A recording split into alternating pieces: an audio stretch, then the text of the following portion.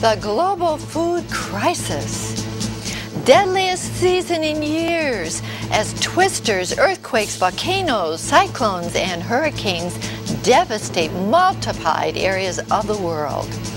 And 75% of Israel's population believe a horrendous Mideast war within 5 years will occur. Stay tuned for this and much more in Jack Van Impe Presents.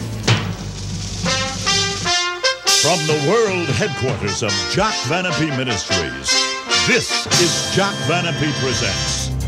International news and in-depth analysis from the award-winning team of Dr. Jack and Rexella Van Impe. Join millions around the globe for 30 minutes of powerful insights. This is Jack Van Impe Presents. Hello and welcome to Jack Van Impe Presents. I'm sure that you have done this from time to time. This past week I've been thinking quite a bit about my mom and dad and the wonderful childhood that I had. I can't thank God enough for my godly mother and father. But my dad used to say to me, you know the first word you ever learned when you were growing up? And I said, what? He said, shopping. You used to say, shopping. I want to go shopping. Yes. Well, you know, when I see a cartoon that reminds me of going shopping, it kind of makes me laugh and makes me smile. Here it is. A new study says money can buy happiness if it's spent on someone else. Then let's go to the mall and make you happy. I understand that one. Oh, man. Well, you know, when you give to others, you are happy, and you've made me very happy in shopping with me from time to time. Well, since I got my 2 metal knees, we've been going to the mall and walking, and we're doing 3 miles now in 30 minutes. And I'll tell you, I have to hold Rexella's hand. 2 reasons. First of all, she's always 10 feet ahead of me otherwise because she can move like a bullet. But I grab that hand to keep her from going into the stores lest I become bankrupt. And it just reminds me of so many stories. I heard about this one lady, and she had spent so much that her husband wasn't very happy. Someone said to her, did you wake up grumpy this morning? She said, no, I let him sleep. Oh. I can understand his story. But you know, there's one thing about wives. Whosoever finds a wife obtains a good thing and obtains favor from the Lord. Proverbs 18:22. And boy, I've been lucky to have this girl. Thank you. And then Ephesians 5:25. Husbands, love your wives, even as Christ also loved his church and gave himself for his church, death on the cross. And then in verse 28, he says, so ought men to love their wives even as they love their own bodies. He that loves his wife loves himself. I read a statistic the other day. It really bothered me. It says more Christians are breaking up now, getting divorces, than the secular world. God forgive us. Let's get back into the book and obey it. Whoa, that's pretty strong there, isn't it? Yeah. And I thank you for being such a wonderful husband, Jack. I mean that. I'm just teasing Here, about the I want them shopping. to see me. Of course. Well, you know, friends, we're going to give you some global headlines now. There are many serious things we're going to be dealing with. So many disasters in the world. Probably at the top of my list today that just, it just takes my heart out is the global headline that we're going to show you today, and that has to do with hunger. A hungry world. There are people who have no food. I ache when I see people crying for food. How to solve the global food crisis. There are no easy answers. But here are some actions that we could take because of the impending disaster. We need to be taking action, friends.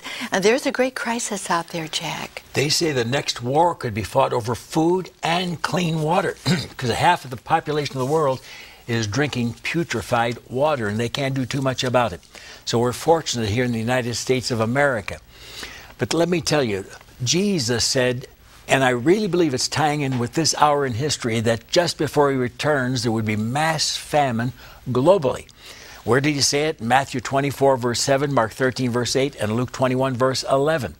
And then we read about the 4 horsemen of the apocalypse. The rider on the 3rd horse is riding one. It is black, and he's carrying a pair of balances and scales in his hand. And there's a voice in the midst of the four horsemen crying out, "A measure of wheat for a penny, a measure of wheat for a penny." In Bible times, a measure was 16 ounces and a penny was a day's wages.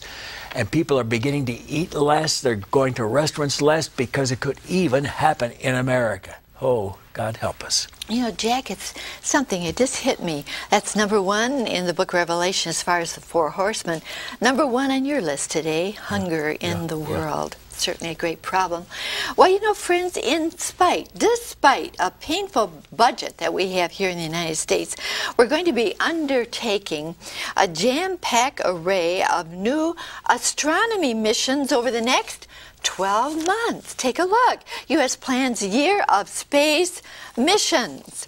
And here is something that's coming up, rather amazing, race to space. Heats up the price war. Now, this is talking about space tourism. It's going to become likely that it will be a big, big business in space. Now, Jack, I have to say, friends, as you all know, this is the space age, isn't it? Oh, again, one of the signs Christ gave. Luke 21:25, there shall be signs in the sun, in the moon, in the stars, in space. And in Joel chapter 2, verse 30, and Acts chapter 2, verse 19, he said, I saw wonders in the heavens. They're not only going to go to Mars, they're going to go beyond. They're telling me now that they're going to try to reach to the end of the universe, the end of the cosmos, in just a few years from now.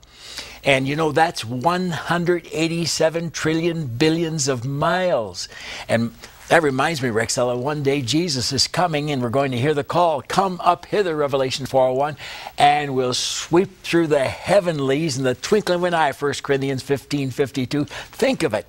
A twinkling of an eye is 11 one-hundredths of a second, and we sweep through 187 trillion billions of miles, and that is what's called the rapture. And believe me, next week you're going to hear this thing thoroughly explained for some of these religious nincompoops who say, oh, I don't believe in the rapture. I read about a guy this week who said that.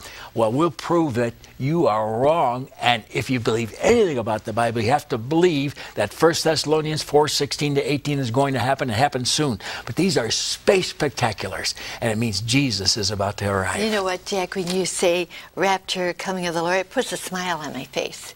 We're going to show you in just a few minutes how you can have a smile on your face when we talk about the rapture. It's a good news, Jack. It's good news. Yes. Well, the editor of U.S. News and World Report, Mr. Zuckerman, wrote a fascinating article on surveillance. The case for surveillance. Critics of eavesdropping don't appreciate that the ongoing threat for determined extremists makes it necessary to have the tools to monitor them. All right?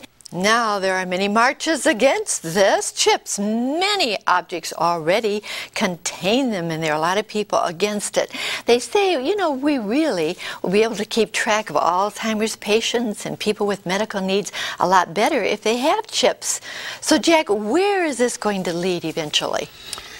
Isn't it amazing that a prophecy that's over 2,000 years old has to do with microchips in human beings just before Christ returns to the earth to set up his kingdom? That's right.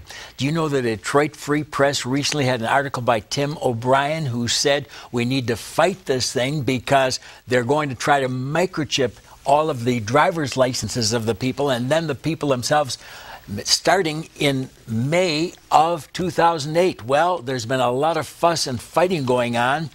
And the House of Representatives has not passed it yet like the Senate has, but now it's for 2009 in the month of May. In England, they plan to ID every citizen by 2011, and all of the UK, England, Scotland, Ireland by 2017. And I'll tell you, it's on the way. Right now, we have Digital Angel in Palm Beach, Florida, making microchips to implant in people. And they're already pushing them into South America, Mexico, the European Union, where it's really going to take over. That's where it really begins during the tribulation hour. And can you imagine that the Free Press carried these very Bible verses just a couple months ago Revelation 13, verses 16 to 18, he causeth all, both small and great, rich and poor, free and bond, to receive a mark in the right hand or forehead, that no man might buy or sell, save he that the mark or the name of the beast or the number of his name. Here's wisdom. Let him that understanding count the number of the beast, for it's the number of a man, and his number is 666. 600 we know, a score is 20, 3 score is 60, and 6. There's that infamous number 666. And you know, I like that article by Mr. Zuckerman in U.S. News and World Report, because he said we need the surveillance system because of global terrorism, and that's what they're all saying. And you know, 666 works out to the term computer and to the term calculation. So computer calculations will take care of following up all of these people. And now Japan, China, and America, IBM, are working on a computer that does 1,000 trillion calculations per second. That's 167,000 pieces of information on every human being per second. You think it isn't coming?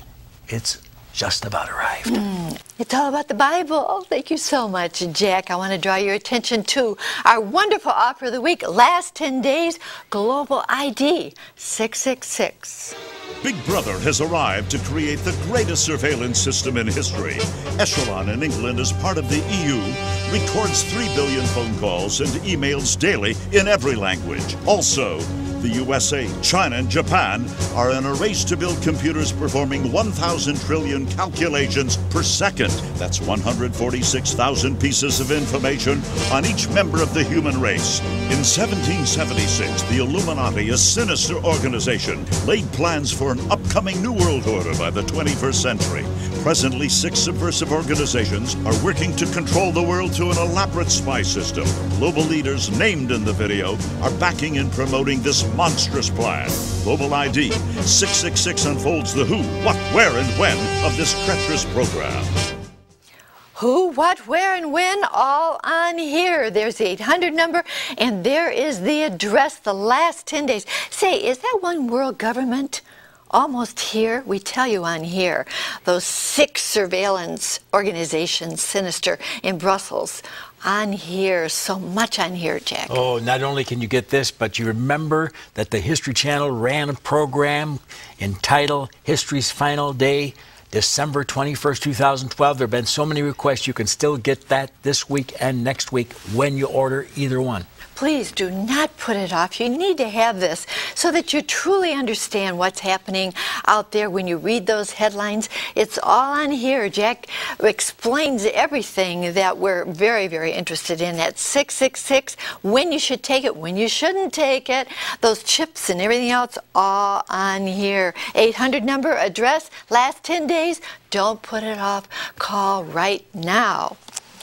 All right, friends, we're going to be examining more global headlines, and I will tell you, they are, as you well know, so heart-moving. Myanmar cyclone death toll climbs into the thousands. Oh, we'll never forget it. Season deadliest of the decade, and that happens here at home with our twisters. Rescuers in China reach ground zero of the quake. And aid efforts finally reach hard-hit Sichuan. And again, thousands flee blast from Chilean volcano. This is worldwide, friends. Chile volcano fires ash 20 miles high. And count of dead in Bangladesh cyclone exceeds 3,100. 1 million are homeless. You know, I think you'll agree, I've never seen anything like this in my lifetime. It's worldwide, Jack. What does it all mean, according to the Bible? Oh, Rexella, Christ mentioned there were tremendous things happening in space and on the earth just before his return. Let's consider for a moment the cyclones. They travel 20 to 30 miles an hour and cause horrendous storms and sometimes the tornadoes. And then when they become a tropical cyclone, they call it a hurricane, and that can go from 74 miles up to over 100 miles per hour. and that triggers earthquakes, as we'll see in a moment.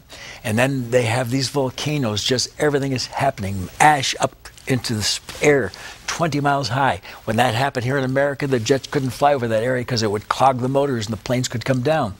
But what about the earthquakes? We mentioned this last week. However, we had to deal with it again because of what's just happened in China. And by the way, 22,000 as of this moment are already dead, 65,000 are injured, and 20,000 are buried in rubble. Now, the Bible mentions earthquakes. Christ said, when I'm going to return, there'll be earthquakes in diversified places simultaneously in Matthew 24:7, Mark 13:8, Luke 21:11.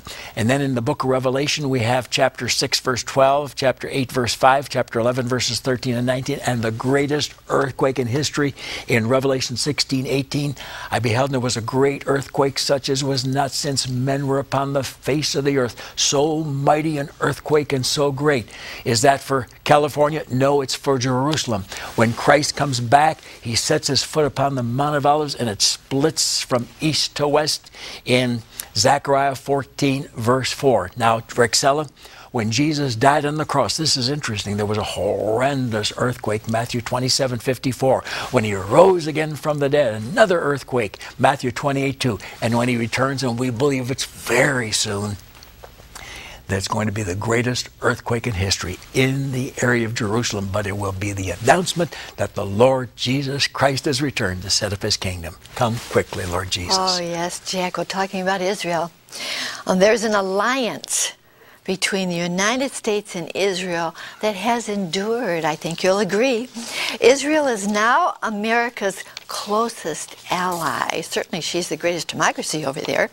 Rice says window for Israeli-Palestinian peace is narrowing. That means it's closing. Bush kicks off Mideast tour in Israel. Mideast peace breakthrough eludes President Bush. Abbas doubts deal with Israel possible this year. The near impossibility of a Mideast peace. And here you see it.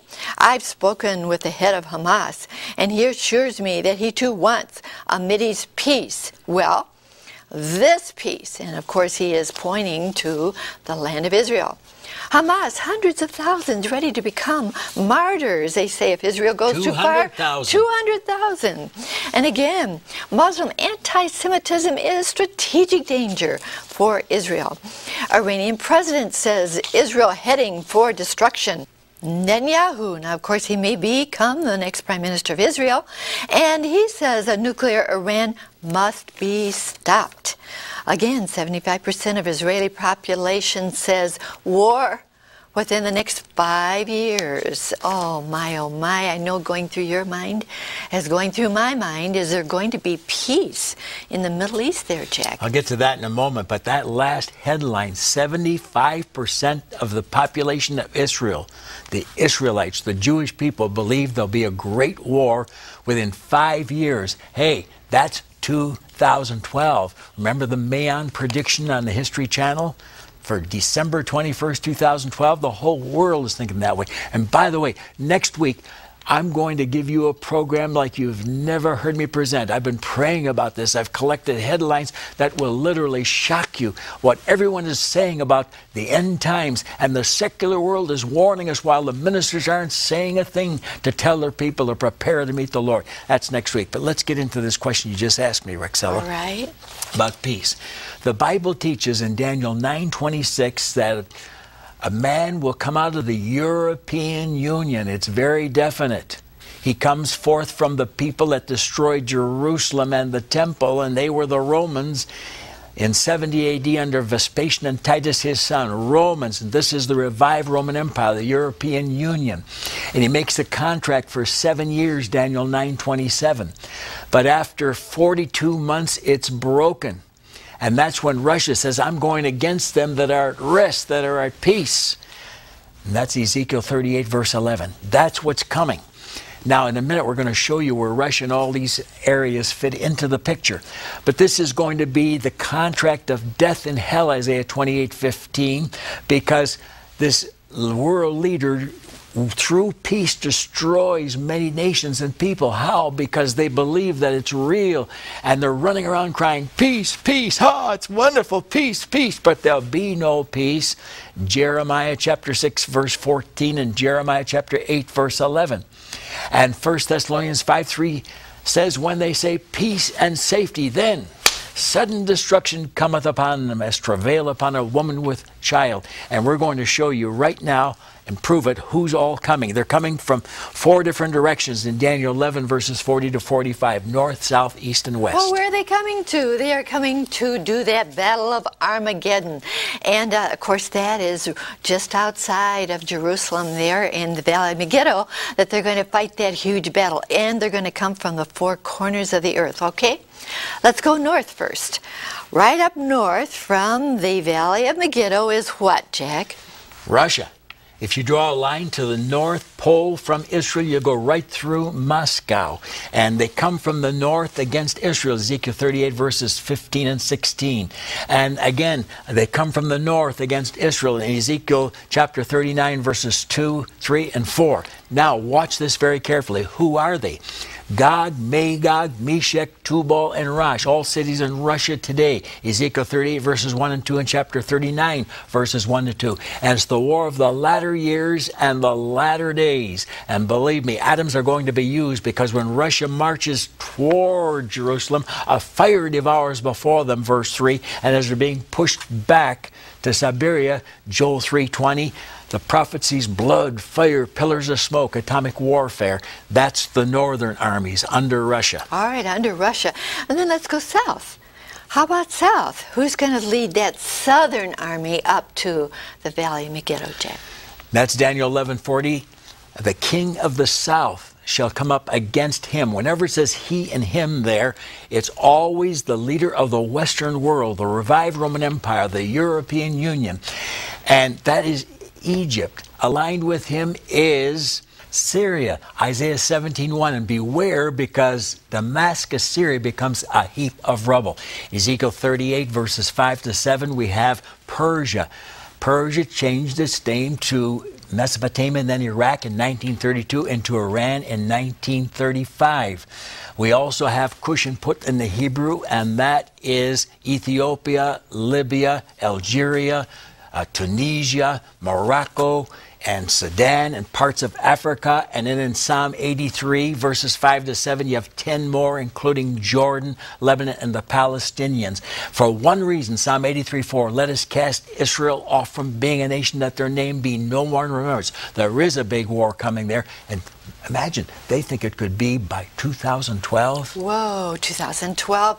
North, south, let's go east, Jack. That's China. And the Oriental hordes in Revelation 16:12, the kings of the east moved through the areas of the Euphrates to get down to the Middle East, and it's the greatest battle in history. That's the worst part of World War III, when the Oriental forces make the move in Revelation 9, verses 14 to 18. All right, now the west.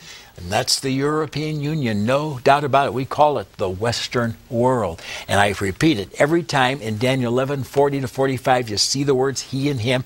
That's all these nations coming against the leader of the Western nations. Now, he's going to sit in a temple directing the battle, 2 Thessalonians 2, verse 4. And when Christ returns, he's going to try to stop Christ from setting up his kingdom. What? Revelation 19:19. I saw the kings of the earth and their armies gathered together to make war against him that sat on the white horse. That's Jesus in Revelation 19:11, who gets through, wins the battle, sets up his kingdom for 1,000 years, Revelation 20, verse 4. And this Prince of Peace, Isaiah 9:6, will see that the world beats its swords in the plowshares, its spears in the pruning hooks, Isaiah 2:4, Micah 4:3, and then we'll know peace like we have never known it. We're not going to know it till then. The peace that's coming soon will only last for 42 months. Oh, Jack. Remember at the beginning of the program I said to you, how do you feel when we talk about the coming of the Lord? Does it bring peace to your heart? If you knew the Lord were going to be coming very soon in the rapture, would you be happy about it?